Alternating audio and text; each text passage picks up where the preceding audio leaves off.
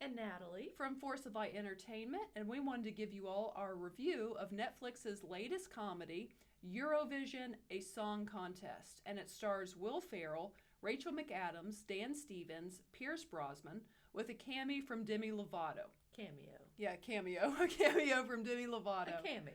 Yes, and in this story, Will Ferrell's character Lars and Rachel McAdams' character Sigrid. Yes. They have been singing with one another their whole lives, and it is Lars's dream to sing in the Eurovision Song Contest. And which is a real thing we found out. It is, yeah. I've actually know. I've never watched it, but I guess it's really big, especially in Europe. And, yes. But people here watch it too. Okay, yeah. And so they eventually, circumstances allow for them to go to Eurovision. So that is pretty much the story, them getting to live their dream, go to this Eurovision Song Contest and perform. So in the story, so we'll just kind of give you our thoughts on it. I, for one, if you are a Will Ferrell fan, like both of us are, then I highly recommend watching this if you have a Netflix account, because I personally had a lot of fun with this movie. Natalie? I did too. Yes. And I want to watch it again. Yeah, I've already watched it twice, and as a lot of Will Ferrell movies are, I found this movie more humorous the second time, which that was the case with me with pretty much all of his movies, really. A lot of his movies are like that. Yes. Yeah, and I think that it was fun to see, because I feel like this is kind of the first time since Mean Girls that we've seen Rachel McAdams in a comedy. Yeah, and she does really well in it. She does, and this comedy, more than Mean Girls, I've never seen her in this type of humor. Because Mean Girls has, some intelligence. Well, she's kind of a mean girl. Yeah, in the movie. And in this, she really embraces and plays this role, and her and Will Ferrell together are absolutely hysterical in this movie. I mean, the opening song that they do is Volcano Man, Volcano Man. And I'm kind of embarrassed to admit a little bit that song kind of gets in my head. I mean, it's catchy. And I find myself singing it to myself. Yeah. And I love... they're together are just really hysterical, and they both, you could tell, had a lot of fun making this movie and give it their all. And I would say, in my opinion, of the comedies I've seen that Netflix has done, I would say this is probably the funniest comedy that Netflix has put on thus far. Yeah, I mean, it's a Netflix movie, but I think a lot went into it, actually. Yeah. And it's a really well-done Netflix comedy. And there's a lot of pretty scenery that I think where they really did shoot in Europe. There is. That was another thing I was going to say. Iceland looks gorgeous. Yes, yeah. Everywhere they are throughout Europe just looks beautiful. Yes. So there's a lot of pretty scenery. And I was telling Natalie, I feel like, too, as much as it truly is just a goofy comedy, you're going to laugh. And there's some intelligence in it to a degree. I feel like there's some heart in it, actually. That's what I was going to say. If you like Will Ferrell, if you like comedies, but if you also just like feel-good movies, this movie will make you happy. That which to me is a great thing in a movie. And it's kind of an inspirational, really. And kind of two themes, really. Even though, like we said, it is a comedy. Yes. And it is a silly movie. We're not trying to make it deep. And it's those things first, but continue. But it's kind of like, don't give up on your dreams. Yes. And be true to who you are. Yes. As Sigrid says to him, you're a dreamer. She says that to Lars, and that's why she follows him. And it's also, too, kind of, I think people can relate. Pierce Brosnan plays his dad, and he has zero... Which is fun. It is fun.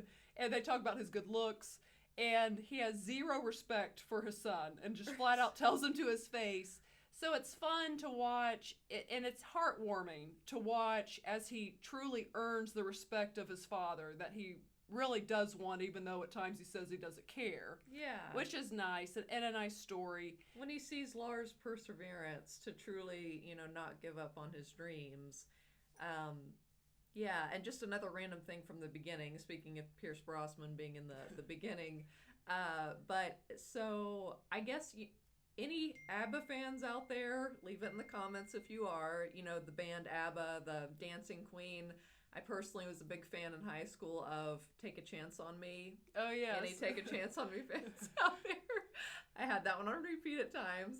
But very catchy songs. But they actually won, I guess, in 1974 the Eurovision contest.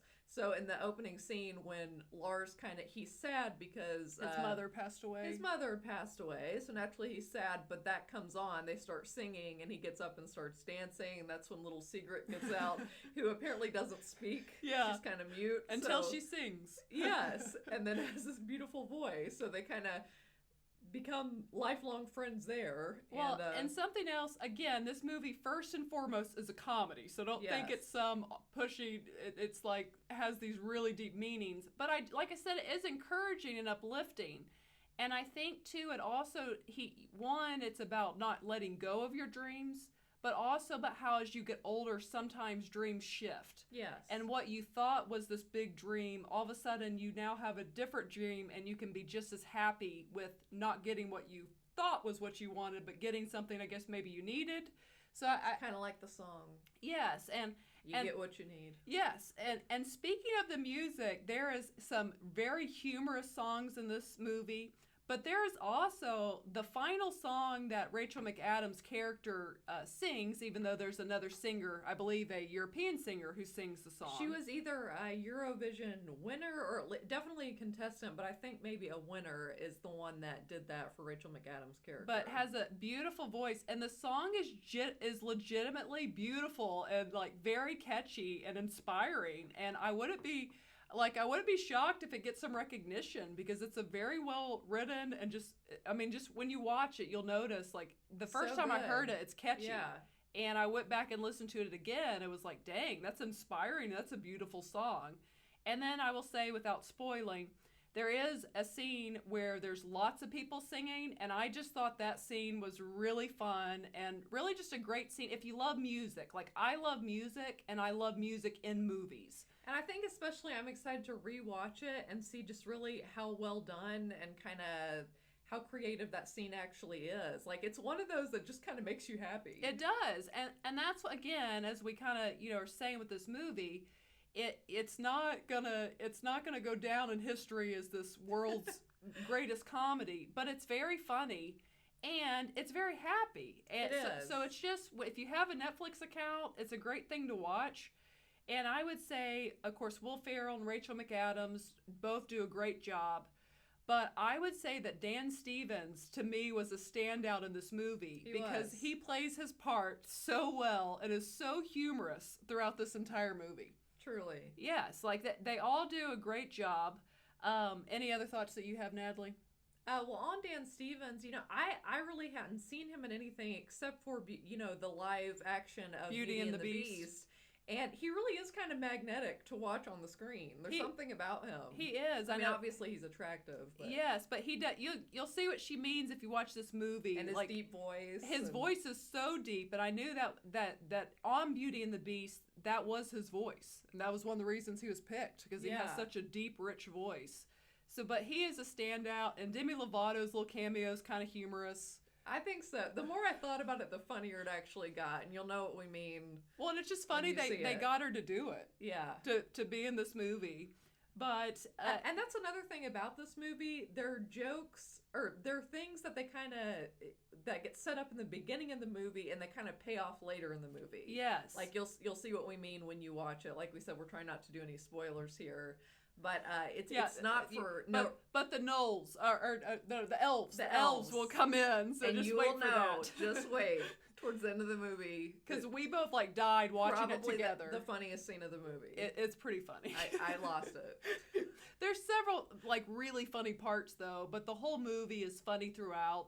And so I'll say this: if you like Will Ferrell, if you like Rachel McAdams, and I'd like to see Rachel McAdams do more comedy after watching this. Because I told Michelle, we haven't really seen her in a lot in the past few years. I'm sure she has. Maybe I just haven't seen her. She was in Game Night 2 years ago, which was a comedy. Okay. So she is really good in comedies, and I've always really liked Rachel McAdams as an actress. Me too. So if you like Will Ferrell, if you like Rachel McAdams, if you like that type of Will Ferrell type humor, and if you like music, then I think that this movie is a really good movie to watch. Like I said, it's on Netflix, it's streaming. And kind of a parody, kind of a, Yes. definitely a funny take on a serious thing.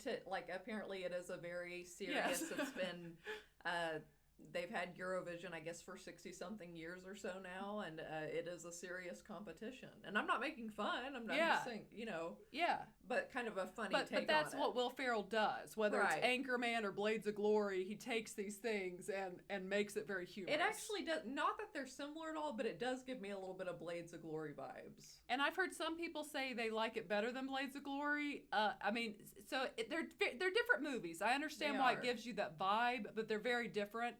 So if you like that, if you love music and movies, and if you just like happy movies or wanting just a movie that will kind of make you happy, then I highly recommend that you guys give Netflix's new Will Ferrell comedy, Eurovision, a song contest, a listen or a Fire watch. Saga. Yes, give it a watch. And actually, when I say a listen, some of the songs are so catchy. They really are. I've looked up the album is on iTunes, and you can rock out to this album and just have a lot of fun with it because it's kind of upbeat. Some of it's comedic, and some of it's just really good music. Have a full European music moment in your car. Just rock out. Yes, and at final note, I know that they got European songwriters to write these songs and to truly make them seem like they would be in Eurovision Song Contest. And another thing, I was telling Michelle, I was listening to somebody that actually lives in Iceland, has grown up there all her life, and she was saying that it's actually number 1 on their Netflix right now. So the people from Iceland are loving this movie. They said, she said there are a lot of stereotypes, but they don't get offended easily, and they think it's really funny. Yeah, because everything about this, like, you couldn't get offended at any part of this movie. It's just so lighthearted. But yeah, it's funny, and we recommend. So if you need a movie to watch tonight, and you like comedies, you like music and movies, then we recommend to give Eurovision Song Contest a try on Netflix, since you already have the account anyways. And maybe even like we said, like I'm gonna give it a second watch, and I think like with me, I kind of imagine I'll find it even funnier. Yeah, because I watched it for the second time last night, and by myself found myself laughing even more. Like, it truly is funny, and like I said, inspiring, and just a good, happy, feel-good type of movie. So that is it for our review of Eurovision, a song contest. You can check out our other videos. And if you've watched this, please give it a thumbs up. And don't forget to subscribe to the channel. And next time, let's talk some more movies. All right, bye, guys.